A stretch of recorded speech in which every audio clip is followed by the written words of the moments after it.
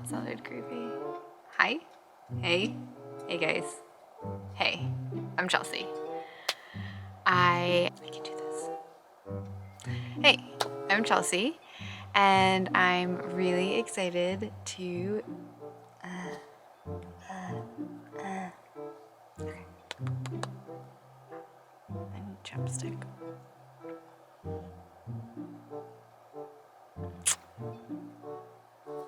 Hey guys, welcome to Chronic Wonders. I am really excited to finally get this project going. It has been something that I have been thinking about doing for years.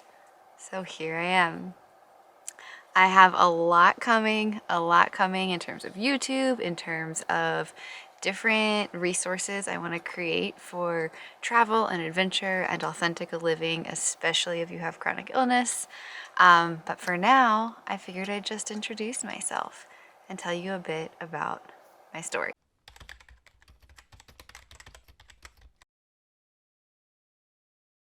So I have been living nomadically now for 2 years. And I have documented it off and on in a blog, on Instagram. I'll include links to all of that below if you want to kind of get a little bit of a perspective on where I've been and what I've been doing. So like I said, I've been living nomadically for 2 years. I started in a van, I took a break, and now I'm in a second van. So how did I even get to be living in a van? And I think to tell that story, I need to go back. I need to go way back to like 2010-ish when I studied abroad. It was just a really amazing experience for me. It solidified that I wanted to make travel and adventure and exploring other parts of the world part of my career. And when I got back to the US, my university got behind me and provided some resources for applying to a Fulbright scholarship so I could go back to China and finish up some of the work I was doing there. So I was really, really excited. Everything in life was kind of aligning. Like I was about to live my dream life, and I was 21. I was invincible. And then everything changed overnight. Looking back, it's even hard to believe sometimes, but it was like overnight I came down with a really mysterious illness. I could barely walk. I was vomiting profusely. I was so dizzy beyond belief. I couldn't see straight. My vision was always blurred. I felt like I was going to pass out. I just felt like all I could do was just lay there and sleep. And I was in the middle of my senior year of college. I had no idea what was going on. I had a really naive concept of health and medicine back then. So I thought, it was something like an infection. I go to the doctor, I get a pill, and I get better.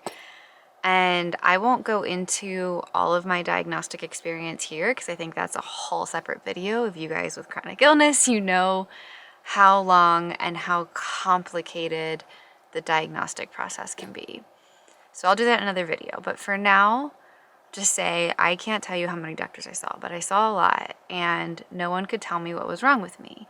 But something was very clearly wrong. Finally, I got connected with a good doctor in South Carolina where I was living at the time, who listened to my story, listened to where I traveled, and he did some testing. And if you see a little tail, that is my little buddy Jack the cat. We'll talk more about Jack in a little bit. So we did some more testing and found that I had 2 pretty intense, pretty severe stomach infections. The first one is called C. diff, and that's an overgrowth of bad bacteria in your gut. And C. diff can be really serious and it can be fatal, and I had a bad case of it. The second one was Campylobacter, which is a form of food poisoning. Generally, your body can get rid of food poisoning on its own, but because the doctor theorized that because I had C. diff, my body wasn't able to, my immune system was too down to get rid of the Campylobacter, so I harbored that Campylobacter. We thought that I probably harbored both of these conditions since I had been in China, because there was a moment when I was really sick and knew that I had food poisoning in China. So that means I would have had both of those in my system for about 8 months before they were discovered and treated. So I went on a couple months of really serious antibiotics thinking, great, I have an answer. I'm going to go on some medication and it's not going to be fun, but it's going to go away and I'm going to get back to my life. At this point, I had taken a medical leave from college because I was so sick, and it was my senior year, so I didn't graduate in the spring when I was planning to. So I took the antibiotics, went back to the doctor after a couple of months, and the infections were cleared, which was great. But I still felt horrible, and I didn't know what was going on. So I started seeing more doctors at more hospitals and traveling far and wide. And I did end up, through the midst of this, going back to school. I had 2 classes to graduate and finish my degree, and that was super important to me. So I went back to school in the fall. I did those 2 classes. It was the hardest thing I ever did. Graduated, and I'm so glad I did. That was a milestone I worked too hard for and needed to accomplish. And then I went straight back to Maryland, completely exhausted and sick and needing more answers and more support, because I still didn't really know what was going on with me. And long story short, most of my early 20s were like this. I was in and out of hospitals. I was bedridden for a lot of them. I would have periods where I might do something but then get really sick from it. And at the worst, it was so bad that I could not eat. My body just wasn't digesting food, and so I got down to close to 100 pounds, which is not good. I'm 5'8", so that is not a healthy body weight for me. Again, couldn't walk, couldn't drive, couldn't bathe, could barely use the bathroom by myself. It was horrendous. And in that time, I traveled to hospitals all over the country trying to find answers. Again, that's a whole other video in and of itself, and I'll talk about that at some point. Ultimately, I was diagnosed with 2 conditions that do often go hand in hand.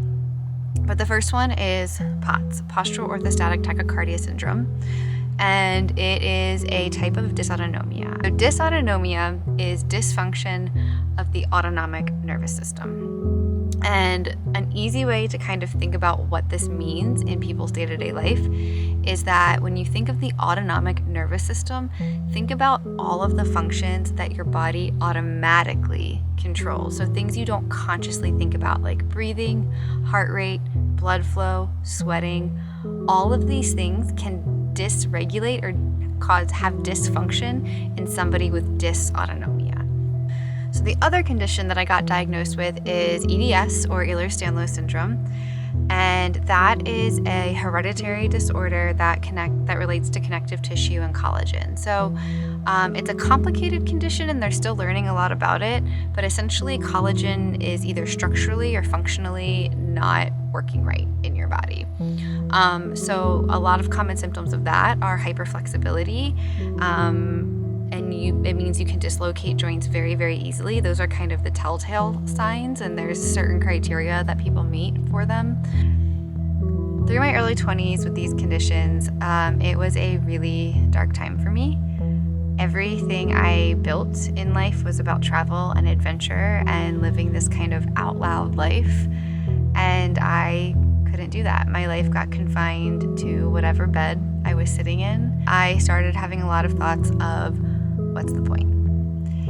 And when you're in your early 20s and you're going through something like that, people around you your age don't fully understand, and you just feel left behind in the world because you can't relate to people your age. And I was watching all of my peers get jobs, move to cities they wanted to live in, date, go out, travel, do all the things I wanted to be doing in my early 20s. Thought I'd never travel again. I really couldn't find a purpose at all in what I was going through. But I remember it just started small. Like, I remember it started sometimes with just getting outside. There would be weeks, probably even months, that I didn't get outside. And it would start with just getting outside. And that felt like an adventure to me. And then it would go to sitting in the passenger seat of a car when someone was driving, and I would be really conscientious about watching the trees go by and just taking in all of the sensory information I could around me, and just absorbing it and looking at that as an adventure. And then I started taking short walks just down the driveway, whatever I could. And it took years and years and years, but I look back now, and by my late 20s, I had traveled abroad several times. I had done hikes that were miles long, and all of the things that made me feel like who I was, I realized they were coming back into my life.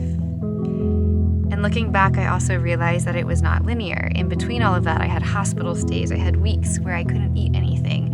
I had times when I was in so much pain, I didn't think I'd ever get out of it. So none of this was linear. It's like this. It's always like this.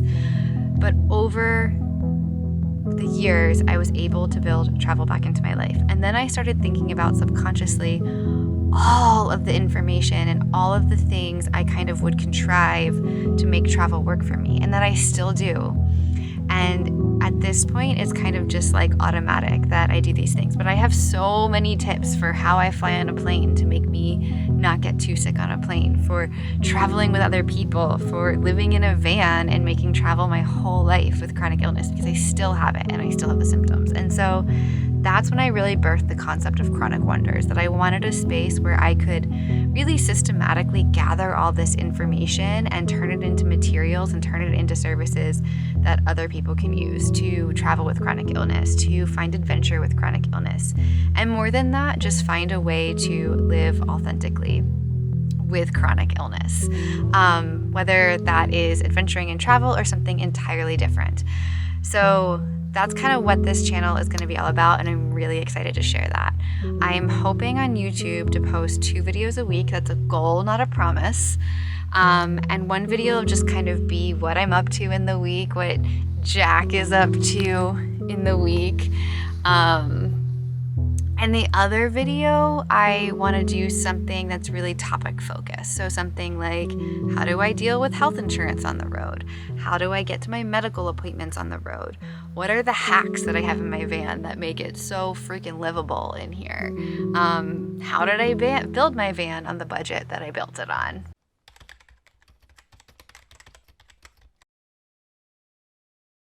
So the rest of the story is, how did I get to be in a van specifically?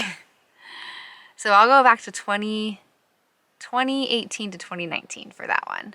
I kind of had these 2 sides of myself. I was starting to feel a little bit better health-wise, and I wanted to take the next step in life.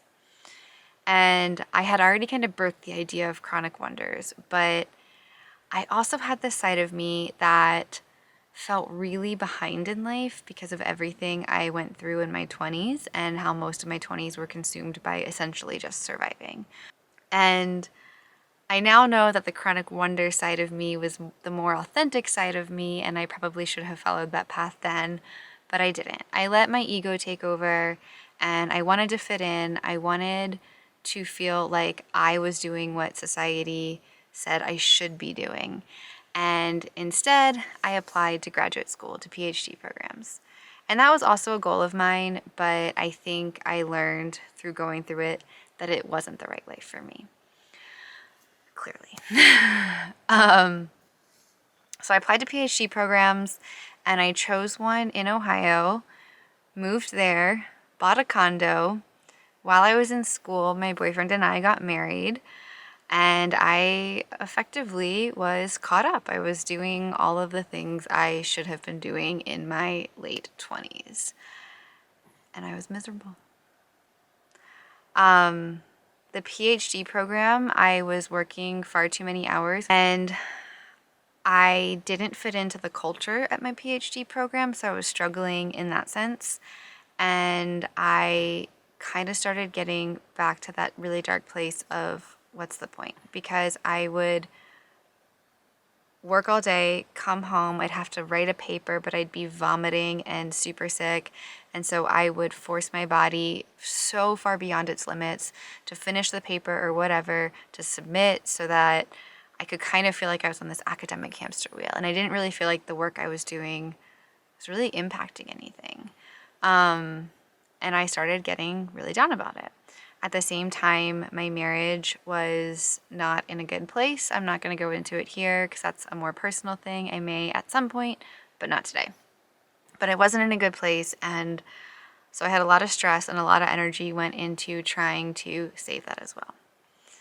And so I took a pause, and I knew something had to give because the life that my husband and I were living was not sustainable for either of us or for our relationship.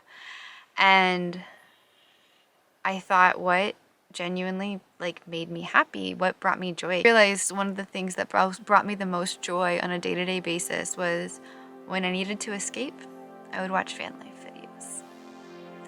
And I had dreamed of living in some type of tiny dwelling for about 10 years at this point, again, since China. So between traveling and having chronic illness, I really came to value minimalism because it allowed more flexibility into my life to experience things. It also allowed me, once I got sick, minimalism meant less money and less time being spent on things. So that meant more time and more money being spent on experiences and staying healthy. And it just really aligned with my life. And then van life started becoming this popular thing, and I couldn't get enough of these videos. And so I learned so much about it, and it was absolutely my escape at that time. And through several series of events at the end of 2019, my husband and I decided to move into a van. So within 1 month, I left my PhD program. That was also my job at the time, so I left my job. It was the holidays, so we did all the holiday stuff. I sold my condo. I got rid of 70%, 80% of the things that I owned. We bought a van. We renovated that van and turned it into a camper. My husband didn't have to change his job because he already worked remotely. And we set off on the road to live van life full time. That was in January of 2020. So we were on the road for about 3 months, predominantly in the Southwest US, and it was really good. Our marriage still had problems, but I felt like it was slightly better living that life because I think it felt a little more authentic to both of us. March 2020, we started heading back east to go to a wedding. And halfway across the country, you all know what happened in March of 2020.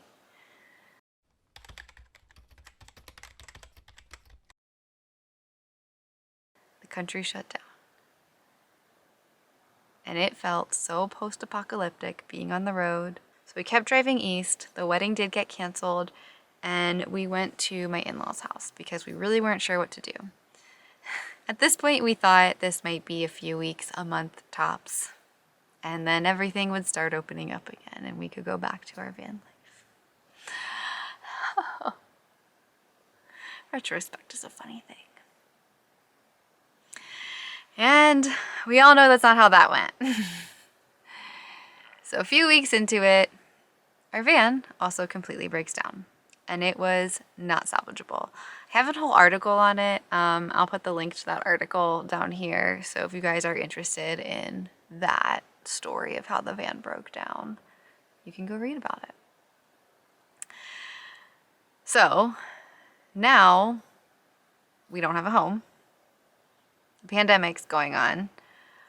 I also lost all of the, not all of it, but most of the contracting work that I was building up because of the pandemic. And my marriage is really, really struggling. I am a pandemic divorce. It brought out a lot. Being isolated at my in-laws' house, which isn't a great place to be isolated when your marriage is on the rocks. So by early April, we also separated. And I had nothing but my personal items to my name.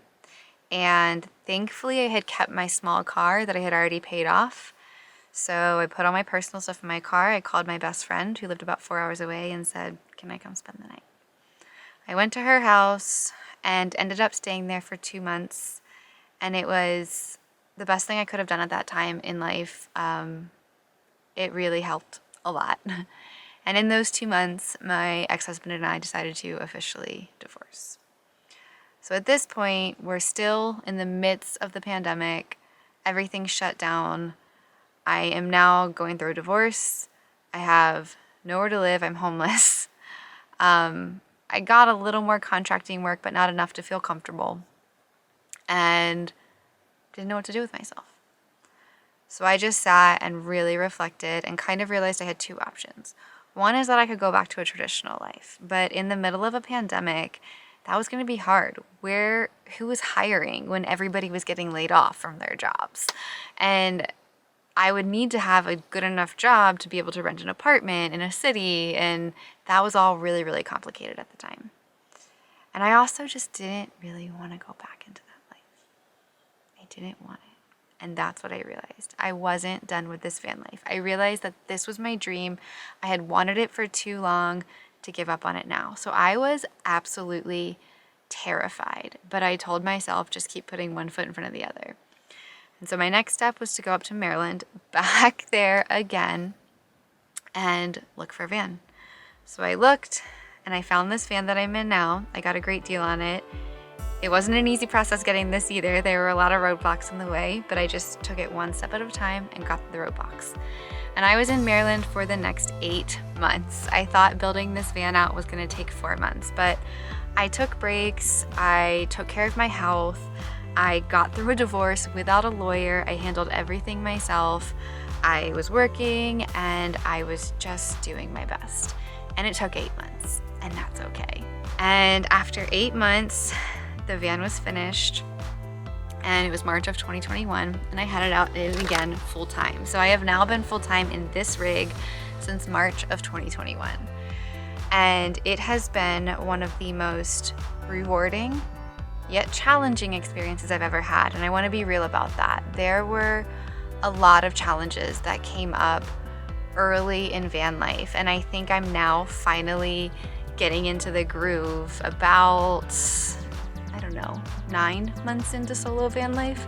I'm getting into the groove of knowing how to address these challenges, knowing how to sit with them, and they don't affect me in the way they used to. But things like being really lonely because you are alone with your own thoughts all the time, and that can get weird. That can get really weird. When things break and life happens, you are by yourself, so you have to problem solve. When I'm sick and in a flare, I have no one to depend on but me. And all of those were really challenging things, but also really, really rewarding things to work through. And I feel like I have grown so much as a human because of this life. I've also had amazing, amazing experiences. I have met so many amazing people who've just like invited me on cool adventures, invited me out to do amazing things, and just hearing everyone else's stories, it's just a really, really cool way to live. I am really excited to keep sharing all of that with you, but that is the backstory of how I got right here, right now. It is currently December of 2021. I am sitting outside Tucson, Arizona at this beautiful campsite with an amazing sunset. So with that, I will bid you farewell, and I'll see you soon.